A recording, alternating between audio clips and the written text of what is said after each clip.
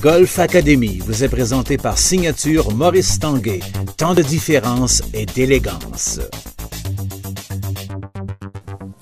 Stéphane, sais-tu quelle question qui m'est le plus posée quand j'enseigne? Bien oui, c'est comment faire pour gagner de la distance. Absolument. Donc aujourd'hui à Golf Academy, on parle de la puissance.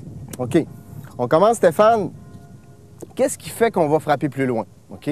Déjà, comme spécialiste de bâton, tu sais que l'équipement est important. Donc, le premier élément, c'est vraiment l'équipement, le bon bâton pour la bonne personne. L'autre élément important que je voulais te parler, OK, en rapport avec les gars du Québec. La plupart des gars du Québec ont joué au hockey. Tu as joué au hockey, j'ai joué au hockey aussi. Donc, souvent, les gars, les téléspectateurs aussi, ont tous un peu joué au hockey.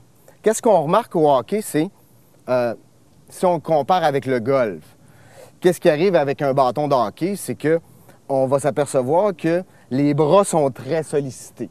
Il y a un mouvement de force qui se fait. OK? Pourquoi je te parle de hockey? Parce que tout le monde a déjà joué. OK? Puis, je veux faire référence aussi à une étude qui a été faite, OK? Qui essayait de déterminer quel bâton est le plus rapide.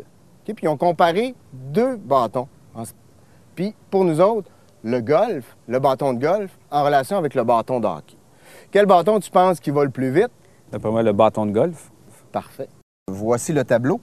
Les mesures ont été prises au niveau du hockey avec Luc Robitaille, un des bons joueurs ailier gauche de la Ligue nationale, et Jason Zubac, un des champions frappeurs de longue distance. Si on regarde au niveau du hockey, le bâton a 1,52 m, un bâton de golf 1,22 m. Le bâton a été mesuré à 124 km/h au niveau du hockey, et au niveau du golf, le bâton a été mesuré à 254 km/h. Au niveau de la vitesse des bras, au niveau du hockey, 121 km/h. Au niveau du golf, 122 km/h, donc assez similaire au niveau des bras. La rondelle, elle voyage à 145 km/h, tandis que la balle de golf voyage à 320 km/h. Oh, pas la même chose. Comme tu vois, Stéphane, les bras voyagent à la même vitesse. Par contre, la rondelle de hockey voyage 2 fois moins vite que la balle de golf. Alors, Stéphane, pour expliquer ce tableau qu'on vient de voir, on doit parler de physique, OK, au niveau de l'élan de golf. On va voir qu'il y a 3 forces d'impliquer dans un élan de golf qui sont, la force centrifuge, OK, la force de gravité, puis la force centripète. La force centrifuge, c'est ce qui fait que les segments au niveau des petits muscles vont doubler et tripler la vitesse de la tête de bâton. Donc, la force centrifuge, c'est la force qui pousse vers l'extérieur. Ça va? Donc, c'est en relation plus avec tes leviers. OK? Les segments vont transférer l'énergie cinétique vers la tête de bâton. Le deuxième élément, la deuxième force, la force centripète, qui pousse les éléments vers le centre. OK? Donc, en relation avec tes gros muscles, la stabilité qu'on a vue depuis le début des chroniques, une bonne stabilité va donner le maximum d'énergie. La dernière, la force de gravité.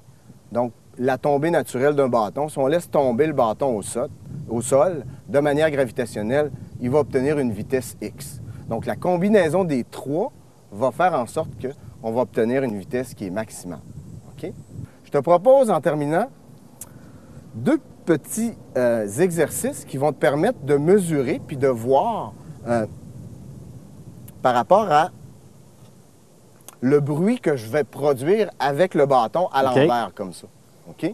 Oui. Le bruit, c'est juste si je prends juste mes segments, mes poignets, mon coude un peu, mon épaule, je vais produire une vitesse. On l'entend bien.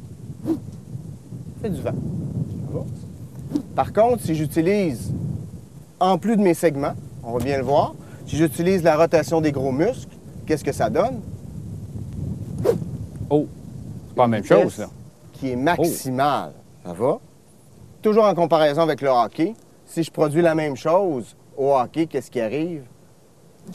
Oh. Une vitesse qui n'est pas terrible. Pas la même chose du tout, là. Ça va? Oui. En terminant, je te propose un instrument d'enseignement qui va te permettre de pratiquer ça. Tiens. Qu'on appelle communément, en anglais, le Power Swing Fan, qui permet de... Tu peux le faire, exemple, juste avec tes... tu peux faire l'élan juste avec tes bras. Oh! Oh! Donc, la résistance de l'air, tu vois, est très grande. Donc, quelqu'un qui va soigner seulement avec ses bras, OK, va avoir un peu plus de difficultés. Donc, il va solliciter beaucoup de manière musculaire ces petits segments. Oui, de la misère aussi à faire un élan complet. Absolument. Donc, si tu utilises bien, c'est ça qu'on va bien voir, le centre de ton corps, donc tes gros muscles. Donc, on peut produire un maximum de vitesse, comme ça. Donc, en terminant, la puissance dépend d'éléments physiques, mais aussi d'éléments techniques.